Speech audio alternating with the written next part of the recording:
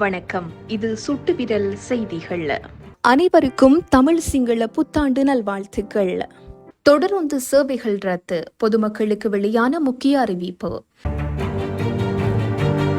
மதமாட்சியில் கொடூரமாக தாக்கப்பட்ட இளைஞன். போலீஸ் அதிபர் விடுத்துள்ள எச்சரிக்கை. இலங்கை மக்களுக்கு வாழ்த்து தெரிவித்த அமெரிக்க ஜனாதிபதி.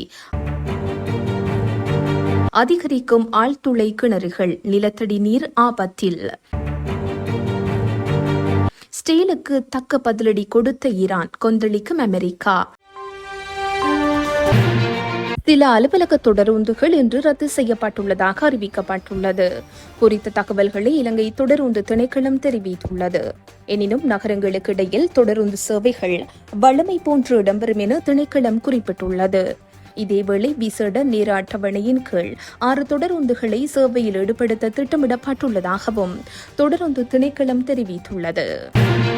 போலீஸ் அதிகாரிகள் பணியில் இருக்கும் போது எல்லை மீறி பலத்தை பயன்படுத்தினால் அதனை அவர்கள் தனிப்பட்ட முறையில் பொறுப்பேற்க வேண்டும் என போலீஸ் அதிபர் தேசபந்து தென்னக்கோன் எச்சரிக்கை விடுத்துள்ளார். மதவாச்சி போலீஸ் உத்தியோகத்தர் குழுவினால் நடத்தப்பட்ட தாக்குதலினால் இளைஞன் ஒருவரின் விரை சிகிச்சை மூலம் அகற்றப்பட்டுள்ளதாக கூறப்படும் சம்பவம் தொடர்பிலேயே இவ்வாறு கருத்து தெரிவிக்கப்பட்டுள்ளது. ஹொரணை ஒலப்பொடுவ ரஜமகா விகாரையில் இடம்பெற்ற நிகழ்வொன்றின் பின்னர் உரையாற்றிய போதே அவர் இதனை குறிப்பிட்டுள்ளார். இது தொடர்பில் மேலும் கூறுகையில் அவர்கள் நீதிமன்றத்தில் முன்னிலைப்படுத்தப்பட்டு சிறையில் அடைக்கப்பட்டுள்ளனர். போலீஸ் அதிகாரிகள் பணியில் இருக்கும் போது எல்லை மீறி பலத்தை பயன்படுத்தினால் அதனை அவர்கள் தனிப்பட்ட முறையில் பொறுப்பேற்க வேண்டும். குற்றம் சாட்டப்பட்டவர்கள் சட்டவிரோத போதைப் பொருள், மதுபானம் மற்றும் பிற சட்டவிரோத நடவடிக்கைகள் உள்ளிட்ட முந்தைய பல குற்றங்களுடன் தொடர்பு கொண்ட ஒரு குடும்பத்திலிருந்து வந்தவர்கள் என தெரிவித்துள்ளார். இலங்கையில் கொண்டாடப்படும் தமிழ் சிங்கள புத்தாண்டை முன்னிட்டு அமெரிக்க ஜனாதிபதி ஜோ பைடன் வாழ்த்து தெரிவித்துள்ளார். எக்ஸ் தளமூடாக அமெரிக்க ஜனாதிபதி இவ்வாறு வாழ்த்து தெரிவித்துள்ளார்.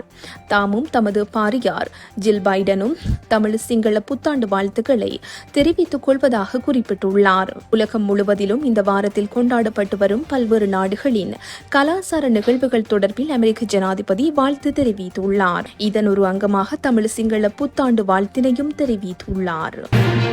வவுனியாவில் அதிகமான ஆழ்துளை குழாய் கிணறுகள் அமைக்கப்பட்டு வருவதால் மாவட்டத்தின் நிலத்தடி நீர் பாதிக்கப்படும் அபாயம் ஏற்பட்டுள்ளதாக சூழலியலாளர்கள் கவலை தெரிவித்துள்ளனர். வவுனியாவில் அண்மைய நாட்களாக ஆழ்துளை குழாய் கிணறுகள் அமைக்கும் செயற்பாடுகள் பரவலாக முன்னெடுக்கப்பட்டு வருகின்றது. குறிப்பாக புலம்பெயர்ந்து வசிக்கும் வெளிநாட்டவர்களின் நிதி உதவிகளில் இவ்வாறான அதிகமான கிணறுகள் அமைக்கப்பட்டு வருகின்றது. இதனால் ஏற்கனவே பாதிக்கப்பட்டுள்ள நிலத்தடி நீரின் தன்மை மோசடையும் நிலை ஏற்படும் என சூழலியலாளர்கள் கவலை அடைந்துள்ளனர். இதேவேளை அண்மையில் புலம்பெயர் நாட்டிலிருந்து வவுனியாவிற்கு வருகை தந்துள்ள நபர் ஒருவர் வெளிநாட்டிலிருந்து அனுப்பப்படும் நிதி உதவியின் கீழ் 100 ஆழ்துளை குழாய் கிணறுகளை குறிப்பிட்ட சில நாட்களுக்குள் அளித்துள்ளார். அவருக்கு வாழ்த்து தெரிவித்தும் கிணறுகளை அமைப்பதற்கு நிதி உதவி அளித்தவர்களுக்கு வாழ்த்தையும் பாரிய பதாதைகளும் காட்சிப்படுத்தப்பட்டிருந்தது.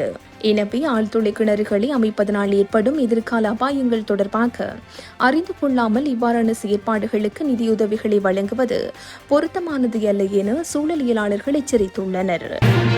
காசா மீது தொடர் தாக்குதல்களை இஸ்ரேல் நடத்தி வருகின்ற நிலையில் இஸ்ரேல் மீது ஈரான் தாக்குதல் நடத்தியமைக்கு அமெரிக்க அதிபர் கண்டனம் வெளியிட்டுள்ளார். சிரியாவில் உள்ள ஈரான் தூதரகத்தின் மீது அண்மையில் இஸ்ரேல் ஆளில்லா விமானம் மூலம் வெடிகுண்டு தாக்குதல் நடத்தியது.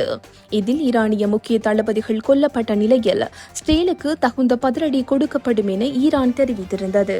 இந்த நேரமும் ஈரான் இஸ்ரேல் போர் வெடிக்கும் என்ற உச்சகட்ச பரபரப்பு நிலவி வந்த நிலையில் முதல் கட்டமாக ஏவுகணைகள் மற்றும் ட்ரோன்களை ஏவி இஸ்ரேல் மீது ஈரான் தனது தாக்குதலை தொடங்கியுள்ளது. ஈரான் மொத்தம் 200 ட்ரோன்களை இஸ்ரேல் மீது ஏவி தாக்குதல் நடத்தியது. இதில் பெரிய அளவிலான சேதங்கள் எதுவும் இல்லை என இஸ்ரேல் தெரிவித்துள்ளது. மத்திய கிழக்கு நாடுகளின் போர் பதற்றம் அதிகரித்துள்ள நிலையில் ஈரானுக்கு அமெரிக்க அதிபர் ஜோ பைடன் கண்டனம் தெரிவித்துள்ளார்.